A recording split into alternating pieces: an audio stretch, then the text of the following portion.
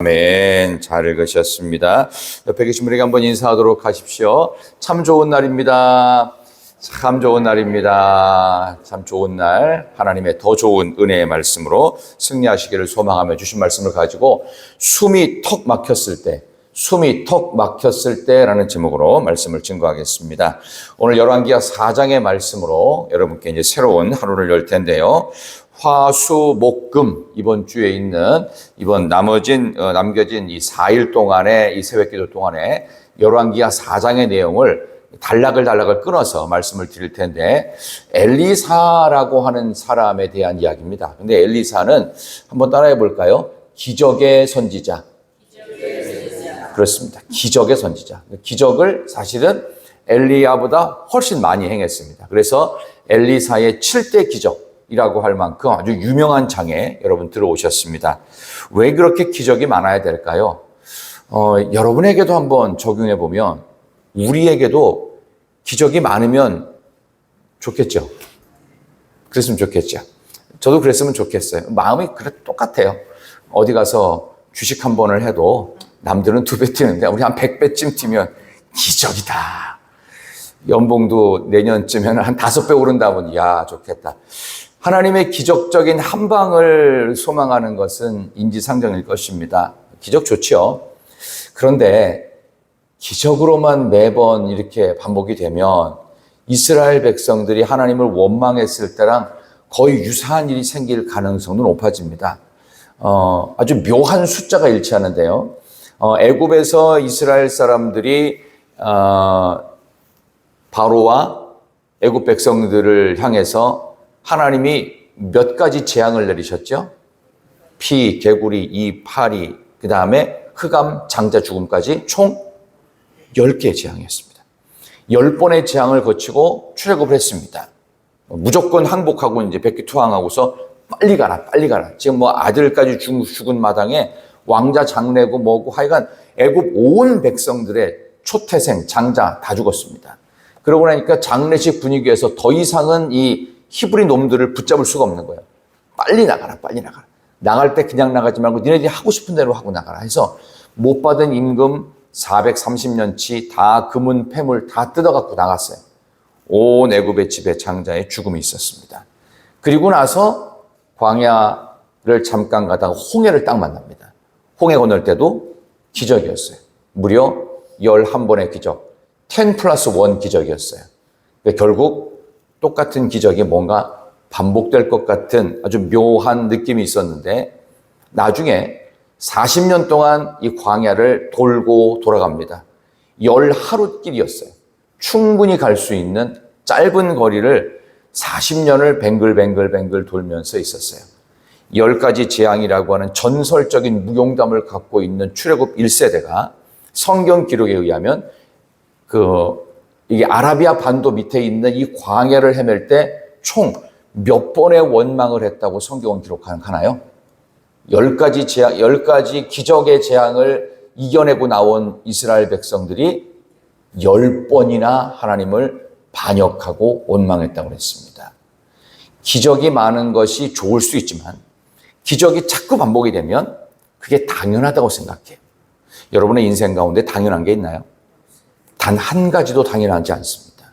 여러분이 오늘 이 시간에 아주 그냥 간단한 예로 새벽에 잠 안 와서 갑자기 화장실에 갔는데 소변이 너무나 끊기지 않아가지고 잠이 깨서 어쩔 수 없이 이 새벽에 나오신 분은 한 명도 없습니다. 조금 늦잠을 잤으면 불이 나게 나오기도 하고 때로는 어제 저녁부터 가야지 하면서 작정을 하고 나왔지 누가 저절로 나옵니까 이 시간에? 그렇지 않습니다. 회사를 가고 싶은 대로 아무 데나 가서 그냥 내가 갈 데 없어 여기 왔다고 그런 정신이 이상하신 분이 있습니까? 없죠. 전부 다 필연적 하나님의 역사였어요. 그렇다면 기적도 하나님이 필요할 때만 주시지 아무 때나 우리의 욕심만큼 주시는 기적은 없다. 근데 오늘 여기 나오는 이 엘리사의 기적 이야기를 하려고 이 설명을 드립니다. 7가지 아주 위대한 기적인데 오늘 첫 번째 이야기는 신학생의 아내 중 한 명이 자기 남편이 죽었는데 이 신학생들이 예로부터 좀 가난합니다. 그러다 보니까 돈을 빌린 것 같아요. 아이들이 있는데도 불구하고 제대로 먹고 살 길이 막막합니다. 근데 남편인 신학생이 죽었어요. 그러니까 이제 더욱더 어려워진 거예요. 왜냐하면 이 여자는 과부가 되었습니다. 과부는 돈도 없을 뿐만 아니라 사법적인 보호를 받을 수가 없습니다. 그런 상황에서 이 여자는 이제 빚진 채무자, 채권자 이 관계 속에서 힘들어하게 됩니다. 그랬을 때 일어나는 이야기가 오늘의 스토리입니다. 다시 한번 우리 1절과 2절 한번 보겠습니다. 자, 여기에 대한 이런 요청과 엘리사가 뭐라 했는지, 자, 1절과 2절 선지자 시작.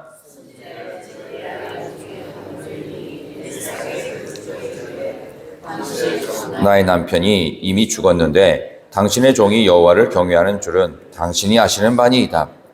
이제 빚준 사람이 와서 나의 두 아들을 데려가 그의 종을 삼고자 하나이다 하니 엘리사가 그에게 이르되 내가 너를 위하여 어떻게 하랴? 내 집에 무엇이 있는지 내게 말하라. 그가 이르되 계집종의 집에 기름 한 그릇 외에는 아무것도 없나이다 하니 아멘. 정말 숨이 턱 막히는 상황입니다. 남편도 죽었는데 뭐 돈을 제대로 저축할 수 없는, 자산을 남길 수 없는 선지자의 생도 지금으로 말하면 목회자 후보생인 신학생 남편이 죽고 두 아들이 남았습니다. 이 아이들을 먹고 살릴 길이 막막한데 이제 돈까지 빌린 것 같아요. 이제 돈 빌려준 사람이 와서 갚을 능력 없으면 아들 둘을 종으로 보내라.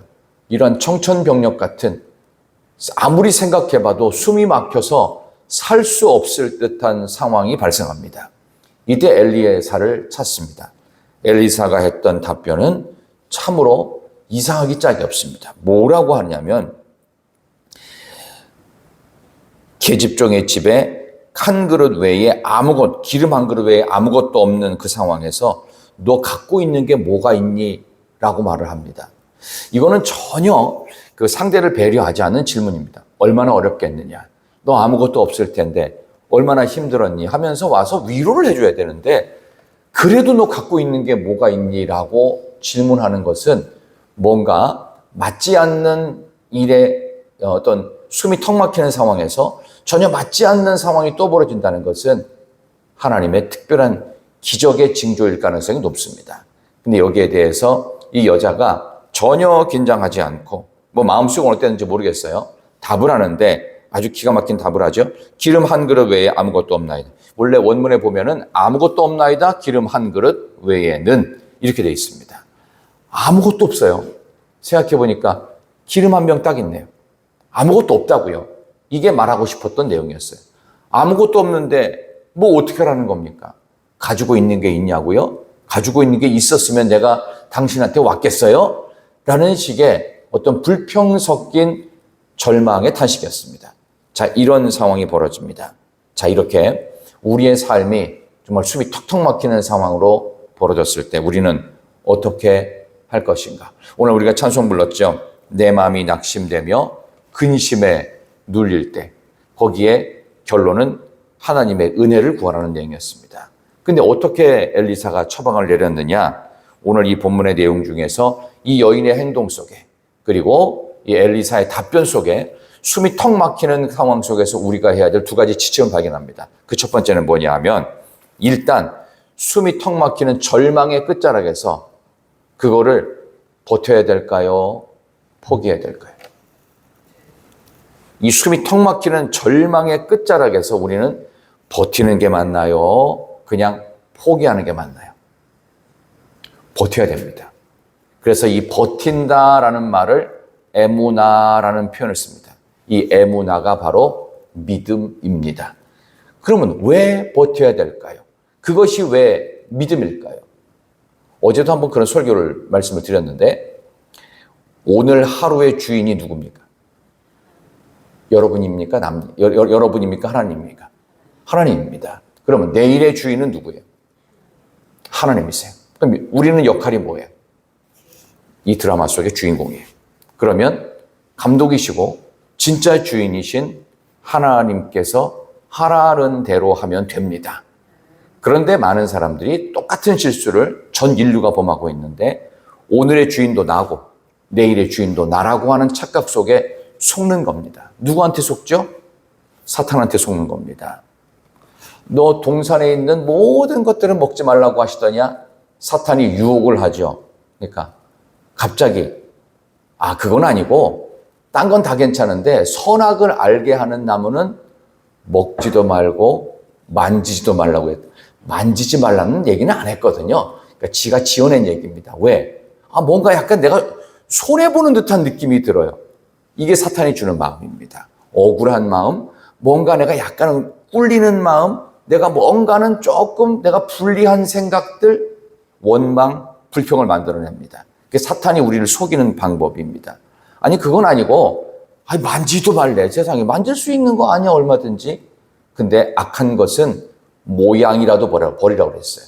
근데 흉내를 내고 싶은 묘한 심리를 살살 자극을 합니다. 해봐. 안 하면 되지. 근데 근처에라도 가봐. 흉내는 낼 수 있잖아. 그러니까 안 하면 되잖아.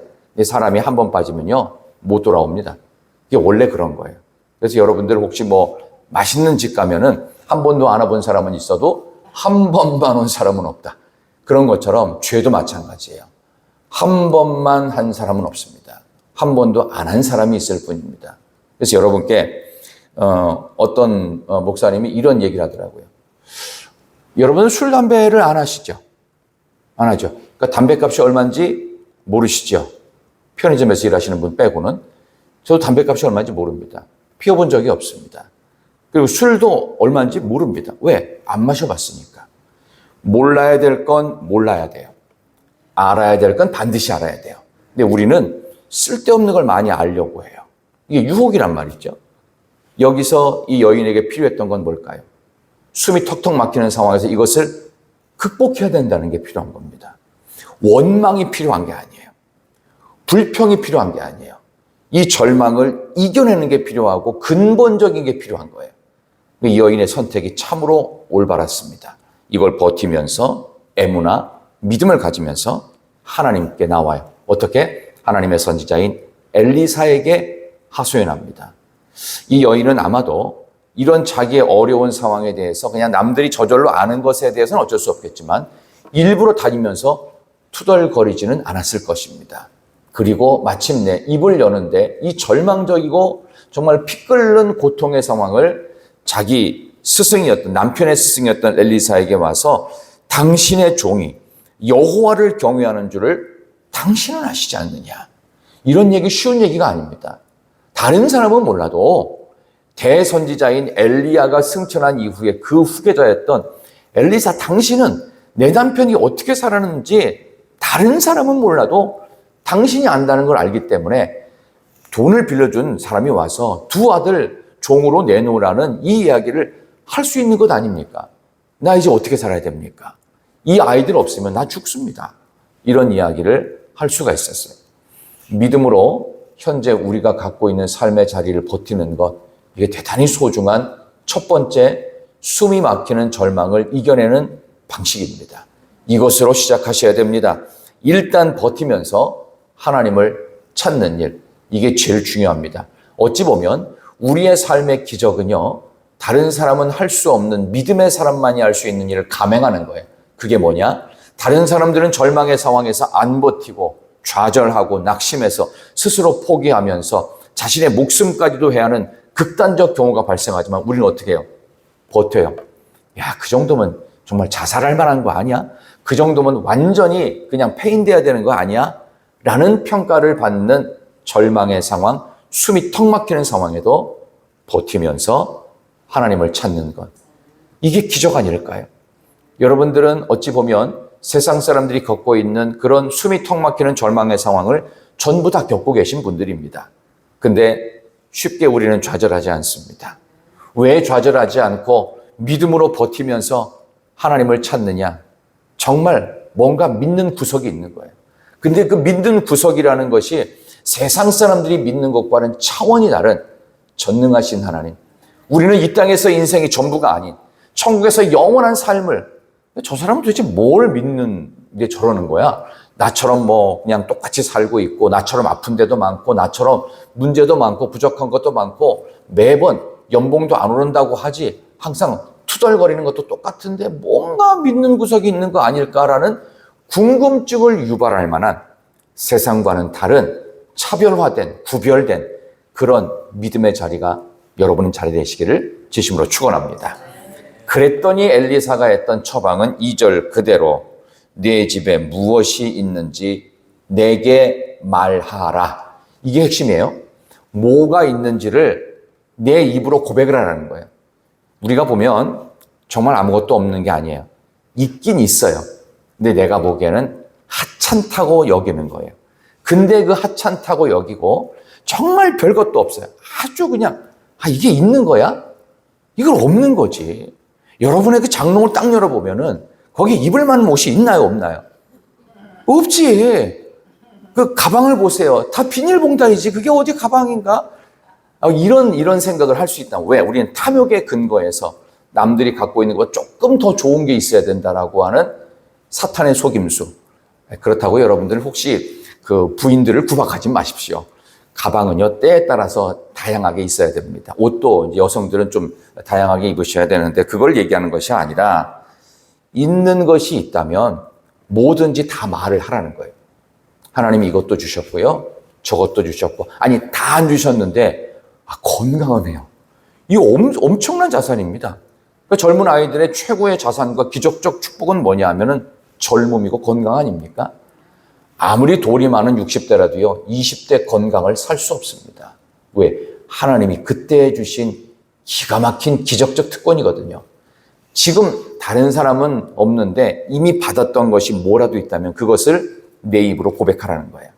바로 그것을 통해서 남겨진 것에 하나님은 성령의 기름을 부으십니다. 그래서 이제 어떻게 해요? 다른 건 없는데 기름 한 그릇 있다고 알겠어.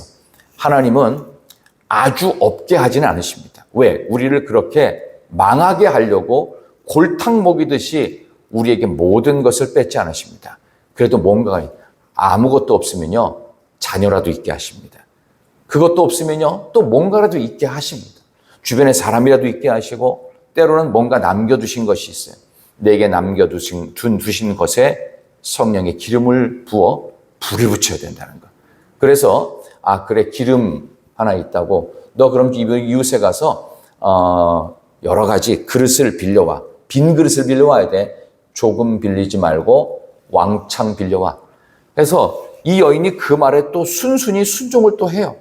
잔뜩 빌려와가지고는 아들들까지 동원시킵니다. 그리고 이 여인이 문을 닫아요. 자, 4절 보세요. 한번 이 마지막 말씀으로 4절 보겠습니다. 4절 다 같이 시작. 너는 내 두 아들과 함께 들어가서 문을 닫고 그 모든 그릇에 기름을 부어서 차는 대로 옮겨 놓으라 하니라. 아멘. 6절 보십시다. 6절 시작. 그릇에 다 찬지라. 여인이 아들에게 이르되 또 그릇을 네개로 가져오라 하니